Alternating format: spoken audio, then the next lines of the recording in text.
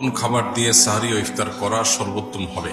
ইফতার এবং সাহরির জন্য সবচেয়ে উত্তম খাবার হলো খেজুর। নবী করিম সাল্লাল্লাহু আলাইহি সাল্লাম সাহরি সম্পর্কে বলেছেন, নেআমা সাহুরুল মুমিনি আত-তামর, ইমানদারের কতই না উত্তম সাহরি হলো খেজুর।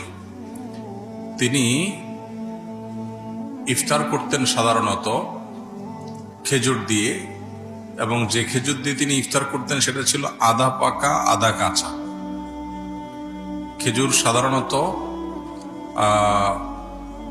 মুখের অংশ থেকে, গোড়ার অংশ থেকে পাকা শুরু হয়, এরপর আস্তে আস্তে মুখের অংশের দিকে যায়। গোড়ার অংশ থেকে অর্ধেক পেকেছে, নরম হয়েছে, আর বাকি অর্ধেক কচকচে কাঁচা। এই খেজুরকে বলা হয় রোতাব। নবী সাল্লাল্লাহু আলাইহি সাল্লাম এটা দিয়ে সাধারণত ইফতার করতেন। গরমের সময়, রমজান হলে এটা পাওয়া যায়।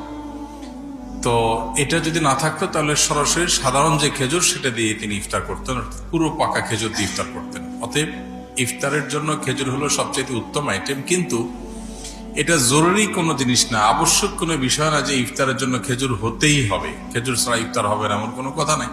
কেউ যদি বড়ই দিয়ে ইফতার করে, ইফতার হয়ে যাবে, রোজা হয়ে যাবে।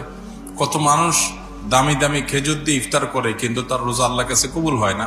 আবার অনেকে হয়তো সামান্য এক ঢোক পানি দিয়ে ইফতার করেন, অথবা অন্য কোনো খাবার দিয়ে ইফতার করেন, খেজুর কেনার সামর্থ্য নাই, কিন্তু তার রোজা আল্লাহর কাছে কবুল হয়ে গেছে। এই জন্য রোজার সাথে এই ইফতারের আইটেমের সম্পর্ক তেমন গভীর কোনো সম্পর্ক নাই। তবে হ্যাঁ, সামর্থ্য যখন থাকবে অনেক কিছুর, তখন খেজুরকে আমরা অগ্রাধিকার দেব সুন্নাহ হিসাবে নবী সাল্লাল্লাহু আলাইহি ওয়াসাল্লামের। আল্লাহ আমাদেরকে তৌফিক দান করুন।